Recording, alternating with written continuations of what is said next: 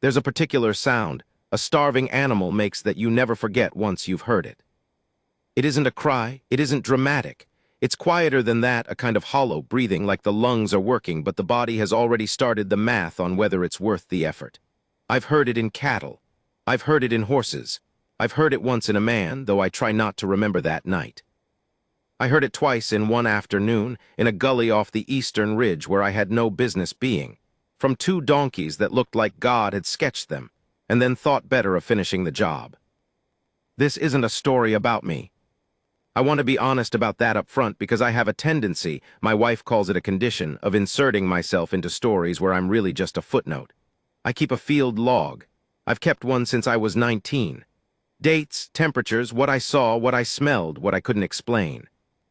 3 decades of leather-bound notebooks stacked in a back room, and I can tell you the exact temperature the morning my father died, the exact color of the sky the day my son took his first steps on this land.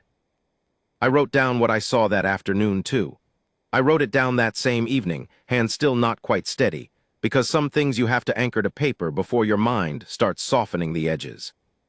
What Calder Dunn did in that gully in those weeks that followed, it didn't make the papers. Nobody rode out to shake his hand. The county didn't give him anything. He wouldn't have wanted them to. But I watched it. I watched most of it. And a man who keeps logs knows that some entries exist not for himself, but for anyone who might one day need to know that this kind of thing still happens. That one person with barely enough left in himself can still turn around and give what little he has to something that can't even ask for it in words. So, the temperature that afternoon was 91 degrees. The sky was the color of old bone. And 2 donkeys were dying in a gully, and the man who found them was barely standing himself. What the gully held, the thing about the eastern ridge, the thing I always told my son when he was old enough to ride it, is that it doesn't give you warnings. The land out there doesn't slope toward trouble gradually, the way good drama is supposed to work. One moment you're on flat scrub, threading through cedar and white thorn, and then the ground just quits on you, drops into these sudden gullies like the earth lost interest midway through a thought. 3, 4 feet, sometimes 10. No ceremony, just gone. I'd ridden that ridge maybe 400 times in 30 years of running cattle on the Manyoso Creek Range. I knew every dip and fold of it the way you know the face of someone you've lived beside for a long time, not through study, but through accumulated mornings, each one adding something small to the picture. I was out there that August afternoon because I'd lost a yearling heifer 2 days prior. She'd pushed through a weak section of the lower fence. I'd been meaning to fix that section since June, which is a fact I carry some guilt about still, and my tracking put her northeast, toward the ridge. I wasn't in a hurry, particularly. The heifer was probably fine. She was a sturdy, opinionated animal who'd given me more grief than cattle 3 times her age. I figured she'd found something interesting to eat, and would stand there looking blameless when I arrived. I was riding my gray quarter horse, Abelard. I've had him 12 years. He's not a beautiful horse by any formal measure. His head is a bit large for his neck, and he has an habit of stopping to assess situations that a faster horse would simply walk through. But he has saved my life twice through that exact quality, so I've learned to respect his pauses. He stopped at the edge of a gully maybe half a mile into the ridge, just stopped cold. Ears forward, I gave him a moment. Then I heard it. That breathing. I climbed down and walked to the edge and looked. The gully was maybe 8 feet deep here, the walls crumbling caliche and clay-red dirt, the floor choked with dried mesquite scrub, and a scatter of flat rocks that had fallen from the walls over years of slow erosion. It wasn't a place anything should be, no water, no grass. The sun had baked that hollow into something like an oven. There were 2 donkeys at the bottom. They were standing, and I use that word loosely, because what they were doing was more like a negotiation with gravity than any confident act of weight-bearing. One was gray, the other a darker brown that had faded to the color of weathered wood. They were pressed against each other, flank to flank, in the way animals do when they've stopped having the energy to be separate. The gray one had its head lowered almost to the ground. The brown one was looking up at me with eyes that were glassy and large, and absolutely without hope. I have seen a lot of eyes in my life, animal eyes. I keep reminding myself they don't work the same way ours do, that I should resist the anthropomorphizing, that my wife is right when she says I project. But I wrote it in the log that evening just as I saw it. The brown one looked at me like it had already said everything it had to say to the world and was just waiting for the world to finish the conversation. They were thin, not lean thin, structurally thin, the kind that means the body has started consuming itself. I could see the ridge of the spine on both of them, each vertebra articulated beneath the skin like they'd been put there on purpose. The gray one's hip bones created their own shadows. Their coats were dull in the particular way that dullness has when it isn't recent but accumulated. Weeks of poor nutrition and dehydration doing slow work.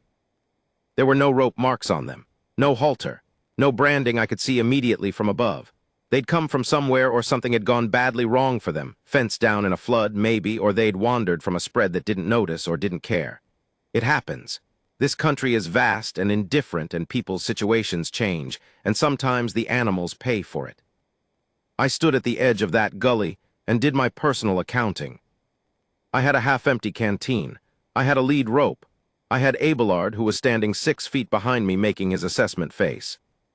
I had no cell signal this far into the ridge. That was a known fact, a feature of the eastern ridge that I'd always considered a selling point when I needed to think and now considered a significant inconvenience.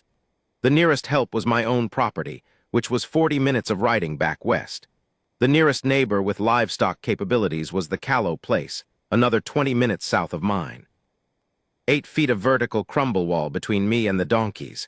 2 animals that looked like they might not survive being startled, let alone moved. 91 degrees, the sun still well up and climbing toward its worst. I stood there for what my log says was about 4 minutes. I know it was 4 minutes because I noted the time twice, once when I looked over the edge, and once when I made my decision. And that gap has stayed with me as a small data point about how long a person can stand at the edge of something hard before they commit to it. Then I heard a sound. It wasn't from the donkeys. It came from maybe 40 yards south along the ridge, and it took me a second to place it because it was unexpected. The sound of a man moving through brush on foot, the particular cadence of boots on rock, slightly uneven.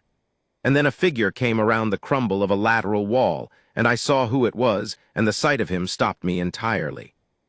I knew Calder Dunn the way you know most people on an isolated range, partially, imperfectly, through accumulated bits of hearsay and occasional direct encounter. He was maybe 45, maybe older. He had the weathered look that makes age difficult to read, the kind of face that has been out in this particular sun for enough years that it has settled into something permanent. He ran a small operation about 3 miles north of the ridge, 40 acres of hard country that he worked mostly alone since his partner had left 2 years prior. That was the version I'd heard. I didn't ask him about it directly, not my business, but you hear things. He was walking with a slight list to the left. I noticed that immediately because Calder was not, ordinarily, a man who walked with a list. He was lean and self-contained in the way of men who spend most of their time working alone, economical movement, nothing wasted. The list was new. It spoke of something. He had a rope coiled over one shoulder and a battered metal bucket in his right hand, and an expression on his face like he'd been here before at this gully, at this exact problem, though I couldn't know yet what that meant. He saw me before I could say anything and stopped, looked at me, then looked down into the gully, then back at me. "You just find them," he said. "4 minutes ago," I said. "They're yours." He was quiet a moment. "No," he said. "Found them yesterday morning." He shifted the bucket to his other hand. "Couldn't get them out alone, came back." I took that in. He'd found them yesterday morning and come back today, alone, with a rope and a bucket, on a hip that was clearly giving him trouble. I could see it better now. The way he favored the left side when he set down the bucket. The way he moved like a man working around a consistent pain. "What happened to your hip?" I said, because I have never been gifted at social diplomacy. "Slipped in the gully yesterday trying to get down to them," he said. He didn't say it like he wanted sympathy. He said it like a weather report. "You got down into the gully," I said. "Partway," he said, "wall gave out." I looked at the gully walls. I looked at him. I did the math on a man with a compromised hip getting himself down an 8-foot crumble wall, and then, what, getting himself back up? How? The walls weren't stable enough to climb without them coming apart in your hands. "How did you get back out?" I said. He looked at me for a moment with an expression I have since spent a fair amount of time thinking about. It wasn't embarrassed. and it wasn't proud. It was more like the face of a man who has learned not to be surprised by the things his own body will do when it doesn't have the option of not doing them. Slowly, he said. We spent the next 20 minutes working out the problem together, which is to say I asked questions and Calder gave short answers, and then did what he'd clearly already planned to do, adjusting slightly for the fact of my presence. He'd brought the bucket for water. He had 2 canvas bags with him. I hadn't noticed them across his back that held grain. He'd driven his truck to the nearest point accessible by road, which was about a quarter-mile back, and walked in. He had additional rope in the truck. His plan, insofar as I could reconstruct it from the minimal information he provided, had been to get the animals food and water today, let them recover some structural stability, and figure out the extraction later. How much later? I said. However long they need, he said. That sentence sat with me. I wrote it in the log that night, and I've returned to it more than once since. There's a particular quality of patience in a person who can look at an impossible problem and say however long it takes without any performance in it, not heroically. Not resignedly, just factually. He rigged the rope to a cedar root at the edge and lowered himself down. I watched. It wasn't graceful. His face went tight at certain moments, when his left hip took load, when his feet hit the floor of the gully and the impact ran through him, but he didn't stop and he didn't make much noise about it. He had the bucket lowered down separately on a length of cord. He had the grain bags across his back. The donkeys reacted to him differently than I expected. The brown one, the one that had looked at me with those exhausted eyes, took a step toward him. Not much of a step, more like an intention that the body barely had the resources to complete, but it moved toward him. He didn't make a big thing of it. He set the bucket down, pulled a folded cloth from his jacket pocket, and wet it from a separate canteen he'd kept on his belt. And then he went to the gray one first, the one with its head lowest, the one that seemed furthest from sustainable, and he pressed the wet cloth against its muzzle and let it drink. I watched from above, and I wrote nothing in my log for approximately 45 minutes, because I didn't want to look away. Here is what I noticed, standing up there on the edge of that gully, watching Calder Dunn with those 2 dying animals.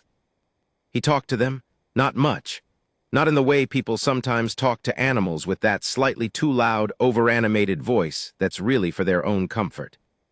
He talked to them quietly, continuously, in the way you'd talk to someone who was very ill and very frightened, and you needed them to know you were still in the room. It wasn't words I could make out mostly, just the cadence of it, low and even with small rises and falls, punctuated by the sound of the cloth being re-wet and pressed to mouths. The gray one began to drink.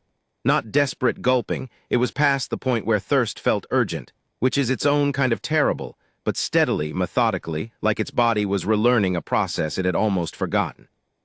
The brown one nudged Calder's arm at one point, just a nudge, the way animals do when they want to be acknowledged. He acknowledged it without pausing what he was doing, just moved his free hand to the side of its face for a moment, then went back to the gray. He was down in that gully, on a compromised hip, in 91-degree heat, for about an hour and 20 minutes before the gray donkey finally raised its head to a height that suggested it was making a decision to continue living. When I saw that animal's head come up, I had to look away for a minute. I don't know exactly why, something about the geometry of it. A head that heavy coming up from that angle, the neck working with an effort you could see. It wasn't a dramatic moment. It didn't have a soundtrack. It was just a donkey deciding, with very little evidence that the decision was the right one, to lift its head and keep standing.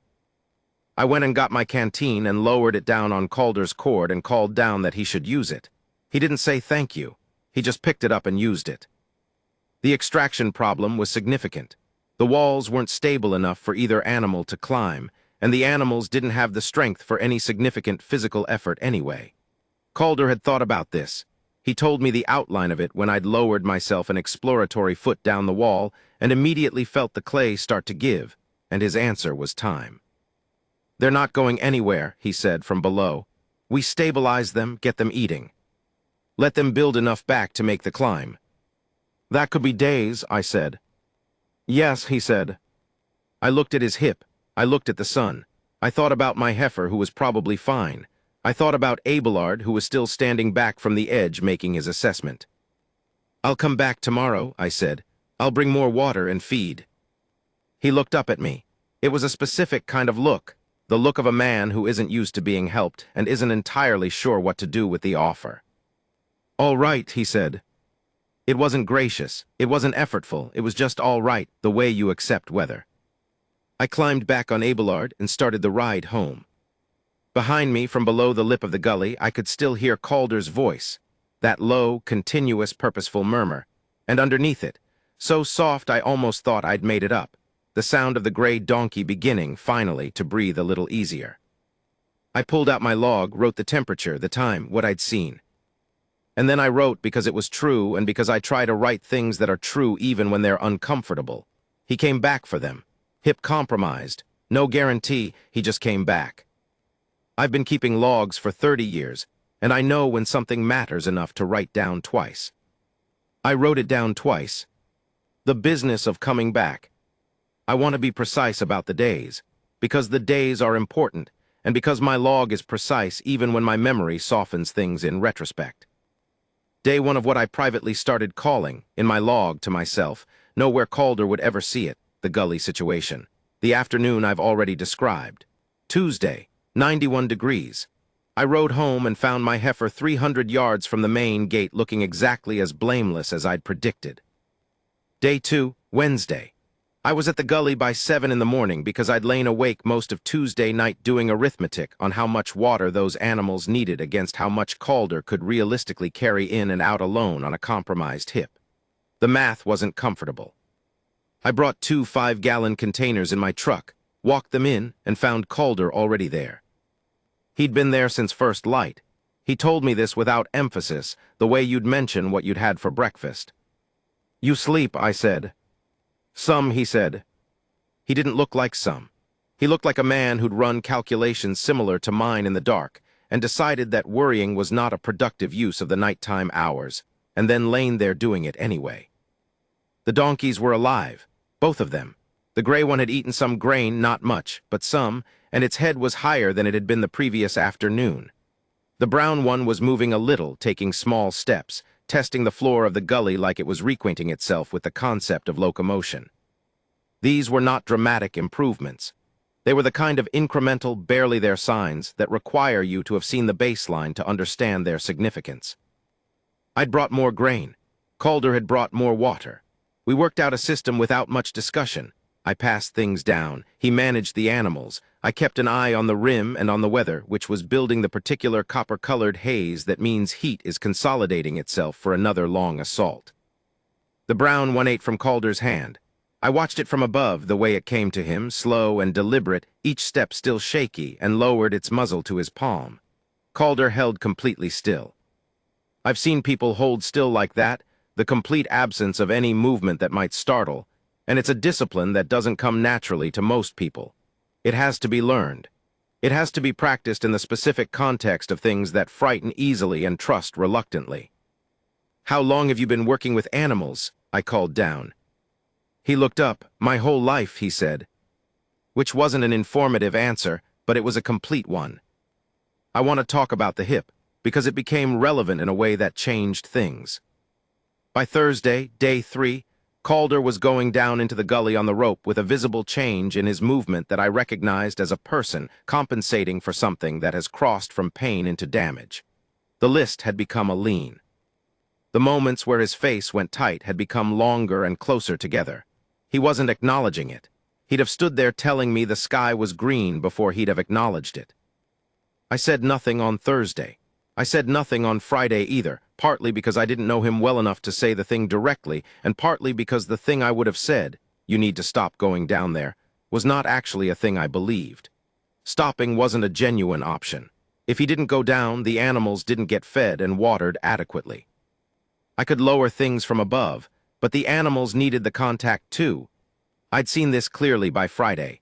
The way they tracked Calder's presence in the gully, orienting toward him.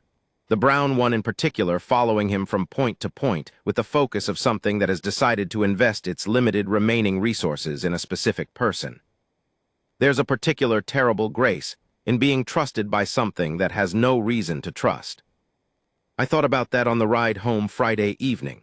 I thought about Calder going back down into that gully on a hip that was getting worse, And I thought about those animals tracking him, and I thought about what it means to be the person an animal decides, with very little evidence, in a situation with no good odds to believe in.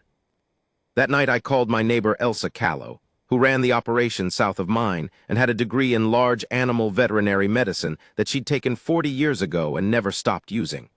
I told her what was happening. I told her about the animal's condition and the gully situation and the extraction problem.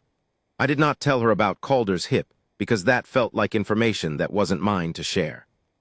She was quiet for a moment and then she said, "I'll come Saturday." "He might not want help," I said. "Probably not," she said. "I'll come anyway." Saturday morning. Elsa arrived at my place at 6:30 with her truck and a set of supplies that made my own preparations look improvised, which they were. She had electrolyte powder for large animals, specific grain formulations, medical kit, and a pragmatic calm that comes from decades of treating animals in conditions that ranged from difficult to impossible. She was 68 years old and had the bearing of someone who had been underestimated repeatedly and had long since stopped noticing it. We got to the gully site before Calder. This was notable. In 4 days, Calder had always been there before me. I was a reasonably early person, up at 5, out by 6, and he'd beat me every morning. The fact that we arrived first told me something. We looked down into the gully. The donkeys were standing, both of them. The gray one, which I had privately been calling Gray in my log, and the brown one Bruno, because I have a logging habit and unnamed things feel unmoored to me, was standing with its head at a sustainable height, ears moving, monitoring the rim above. Bruno was in the corner nearest the rope, which was still rigged to the cedar root, standing there like he was waiting for something. Elsa assessed them from above with the methodical efficiency of someone who has seen a great many animals in a great many states and knows how to read the information quickly. She made a sound, not language, just the particular tone of someone processing data. "They're not done," she said. "They've got more than I'd expect looking at them." "He's been coming every day," I said. "Down into the gully." She looked at the rope, looked at the wall, did her own math on the hip problem, or maybe she didn't know about the hip, and she was just looking at the physical reality of descending and ascending those walls repeatedly and making her assessment on that basis. "Stubborn," she said. It wasn't a criticism. Calder arrived at 20 past 7. He came through the brush and stopped when he saw 2 vehicles and 2 people standing at the rim, and his face did something complicated. Not unfriendly, exactly. Not pleased either. The particular expression of a person who has been managing something alone and finds the aloneness has been removed without their consent.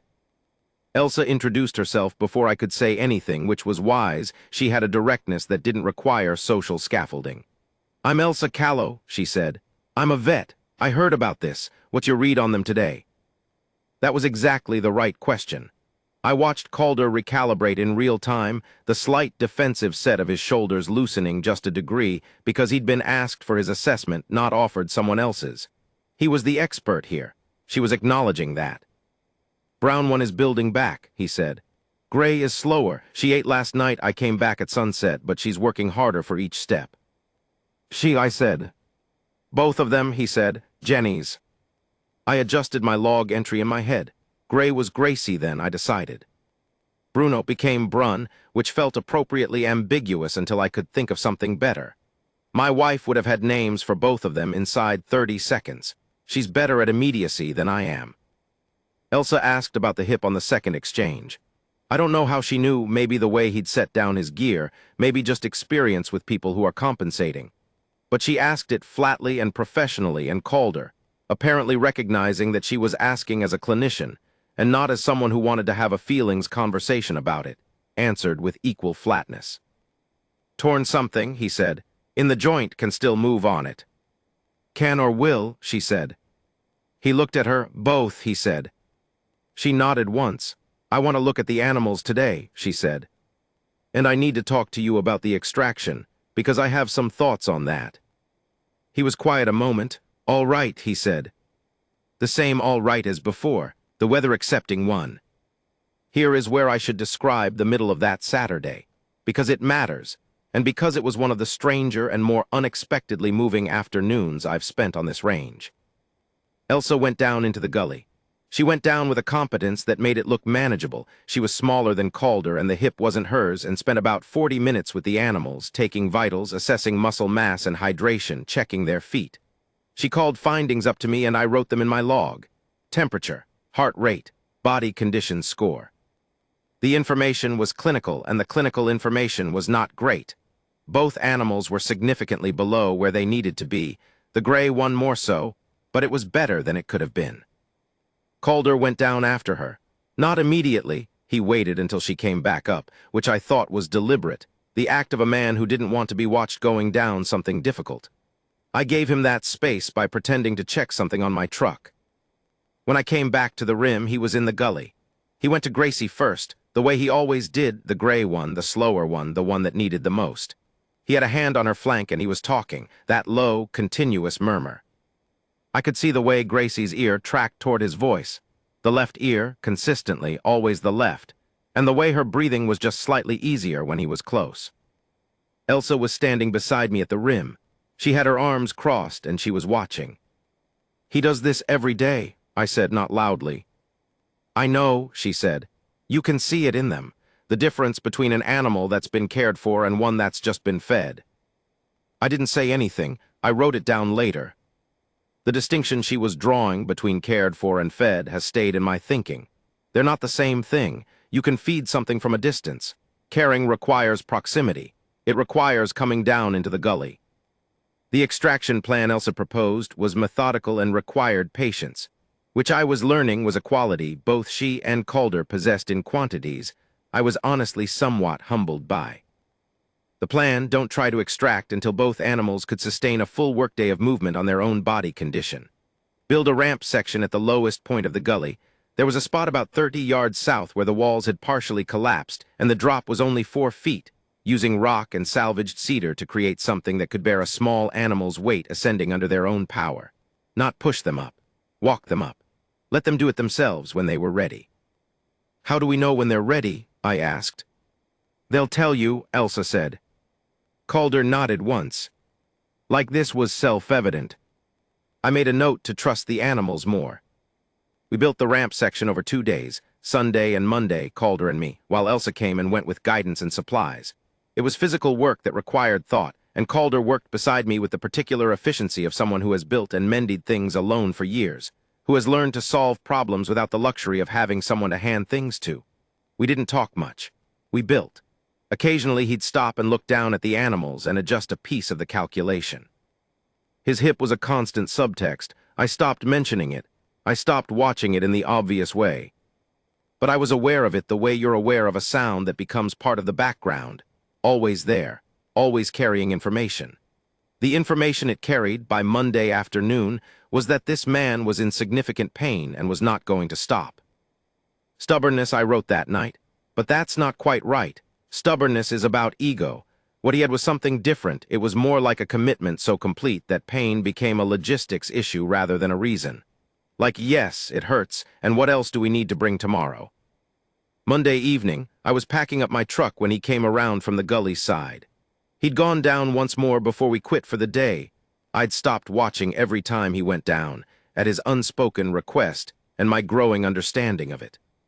He came around and leaned against my truck's tailgate with the careful ease of a man for whom casual leaning requires invisible effort. "You don't have to keep coming," he said. It was offered flat. Not ungrateful, he wasn't ungrateful, I'd learned that, but honest. Honest in the specific way of a person who hasn't built a habit of being carried and isn't entirely comfortable starting. "I know," I said. "I mean it," he said. "I know you mean it," I said. "I'm coming anyway." He looked at me for a moment, the look of someone taking inventory of a situation.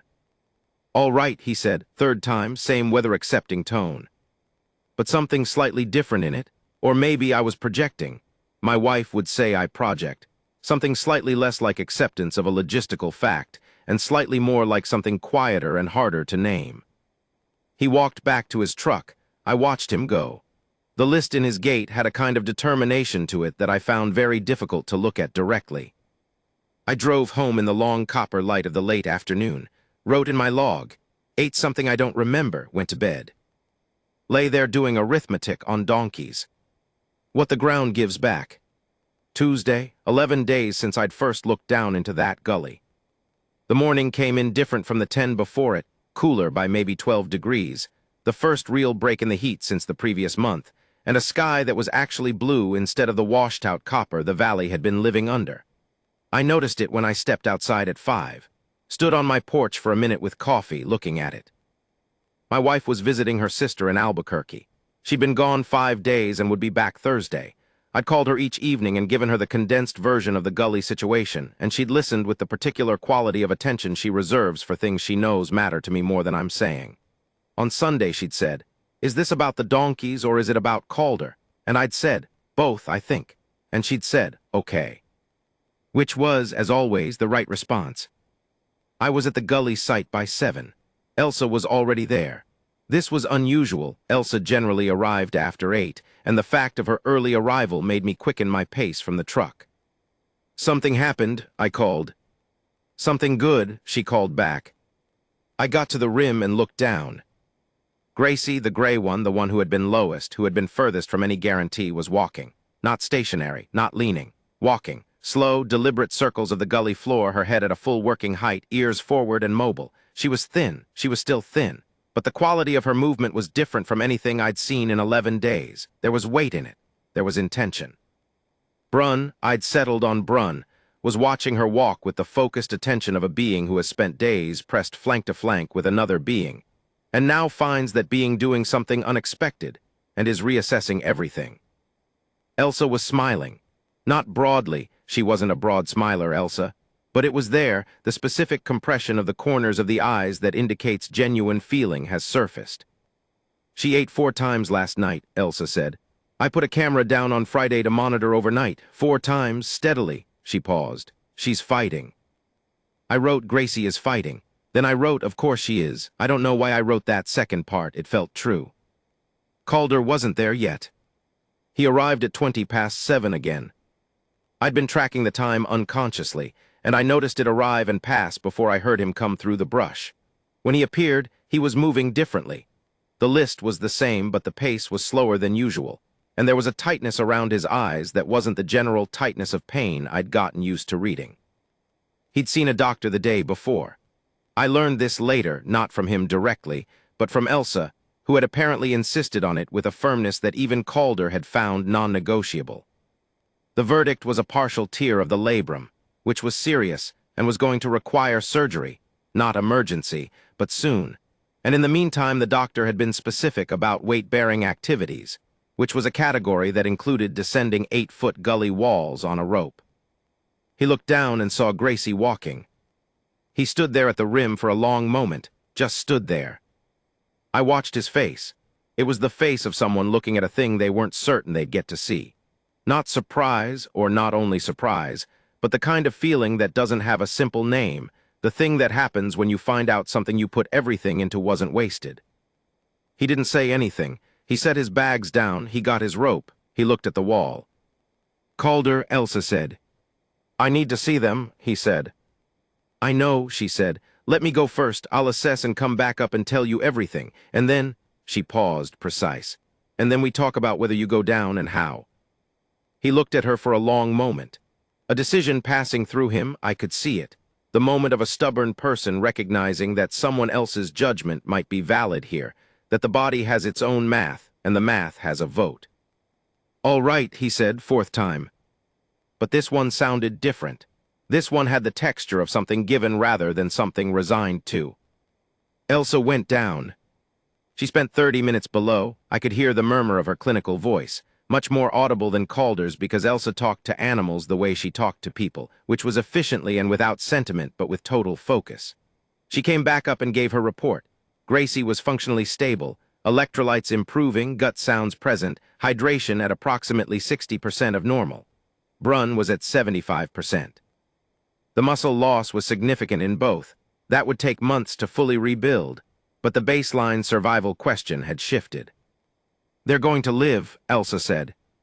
Flat statement, clinical, the kind of sentence that sounds simple and isn't. I didn't look at Calder when she said it. I looked at the gully. But I was aware of him, peripheral, and I was aware of the quality of the silence that came from his direction for about 3 seconds. 3 seconds is longer than it sounds. "The ramp," he said then. "Is it ready?" "I want to wait 2 more days," Elsa said. "Let them build, then we try." 2 more days, he repeated, processing it. "You can come down today," she said. "Carefully, but I'll hold the rope and you'll tell me before any weight goes on the left side, and when you say enough, we stop." Another decision passing through him. The face of someone for whom I'll hold the rope is a category of sentence they haven't had directed at them in a long time, or possibly ever. "All right," he said. And he went down. I held the rope. Not Elsa, she went back down ahead of him to manage the animals, and I was at the top, and so I was the one who held the rope while Calder descended. I've thought about that a lot since. The weight of it, not just the physical weight, though it was that too, significant weight for a man his size, but the other kind. The fact of someone choosing to trust you with their weight. It's not a small thing. It's the kind of thing you only offer when you've decided a person can hold it. He got down. His face showed me what the descent cost him, and I kept my own face neutral because that was what was called for. Gracie came to him. I don't know how to describe this in a way that doesn't sound like the kind of thing a person says when they're overselling a story, but she came to him.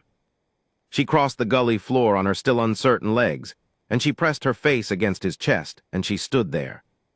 He put one hand on the side of her neck, just one hand. He didn't say anything. She stood with her face against him and breathed. Brun watched all of this with the alert patience of an animal that has decided to take cues from another animal it trusts more than itself.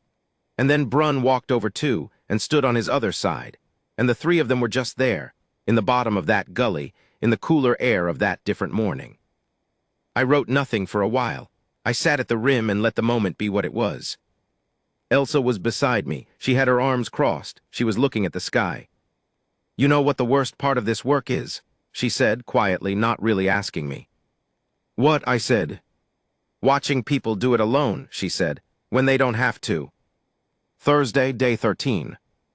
The ramp had been reinforced, the packed earth and rock supplemented by 2 cedar rails I'd salvaged and hauled in.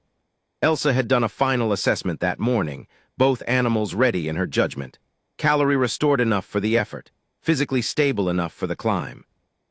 The plan was simple: lead them to the ramp, let them assess it themselves, let them make the decision. Not force, not rush. If they balked, wait, try again, let the animals lead. Calder did not go down. This was the agreement, and he held to it with a sort of rigid dignity, the dignity of a person who has accepted a limitation and intends to accept it completely, without resentment, because resentment would be a waste. He stood at the rim where the ramp met the edge, where the 4-foot drop had been built up to closer to 2 with the earthwork, and he stood there holding a long lead that ran down to where Elsa was below. She'd gone down with Brun's line. I had Gracie's, passed down to Elsa for handling, with me at the top to manage any rope work needed. Brun went first. He walked to the ramp and stopped, put a nose down to the surface, sniffed the cedar, looked up at the rim where Calder was standing. A pause that lasted maybe 30 seconds. Then Brun walked up the ramp.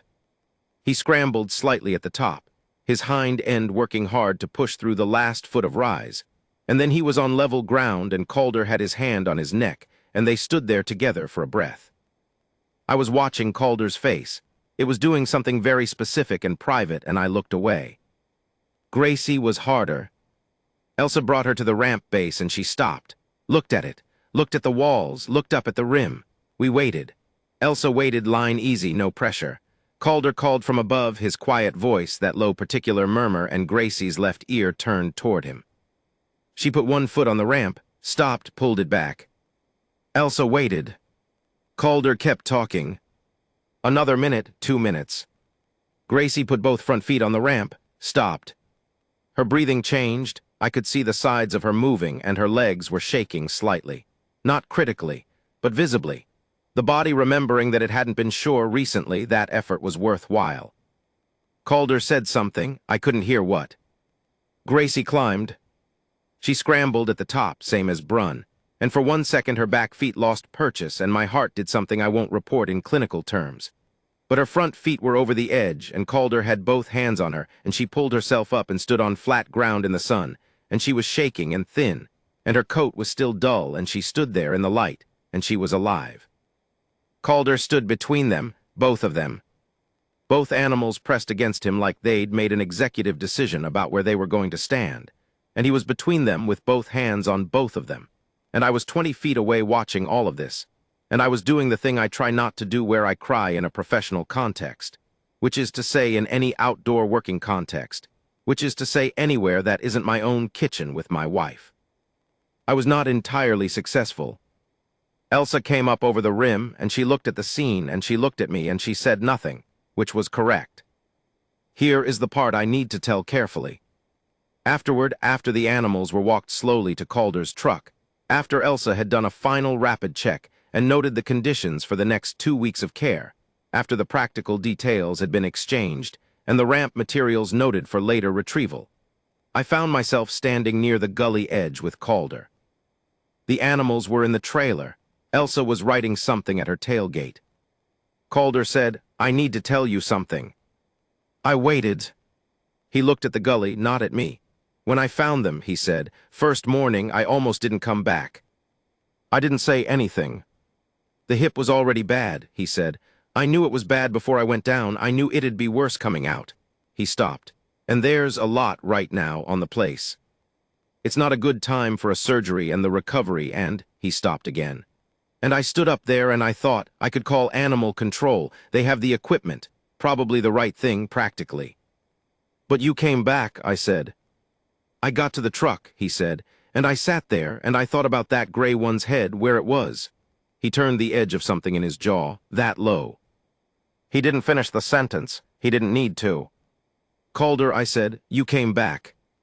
"I know," he said. He looked like a man who is slightly surprised by his own choices and not entirely sure what they say about him. I thought about what to say. I thought about several things. In the end, I said, "You can bring them to my place while you recover, if you need to. I've got the space and Elsa's clothes."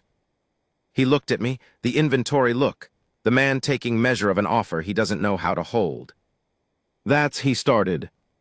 "It's not a big thing," I said, which was a partial lie.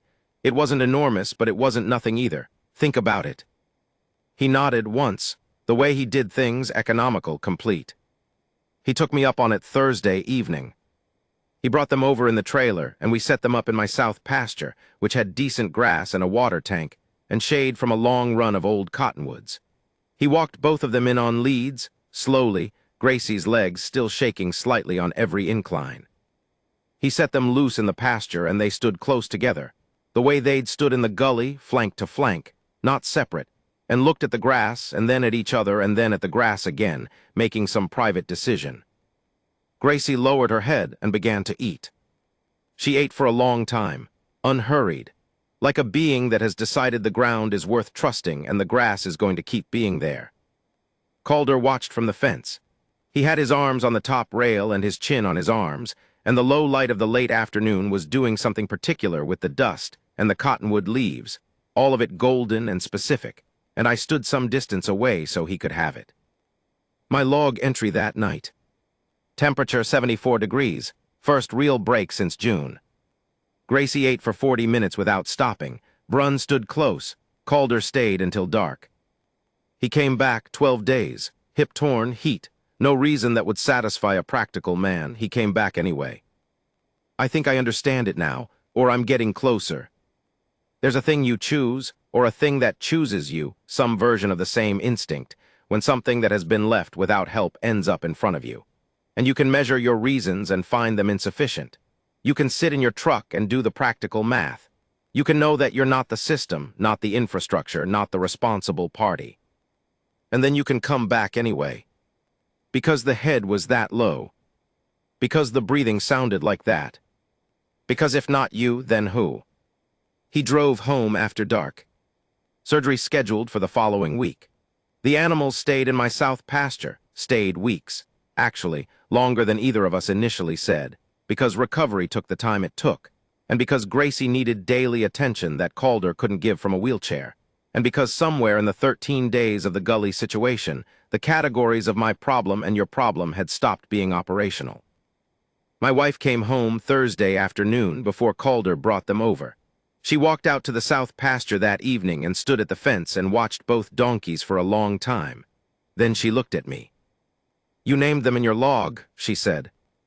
"Gracie and Brun," I said. She nodded. She had the look she gets when she's decided not to say the thing she's thinking, because she knows I already know it. I did already know it. I know when something has moved from being a thing you observe to a thing that is yours. I know when the entry stops being data and starts being part of the record. I wrote this down that night, all of it, and then I wrote, "Gracie ate again this morning." Her head was high,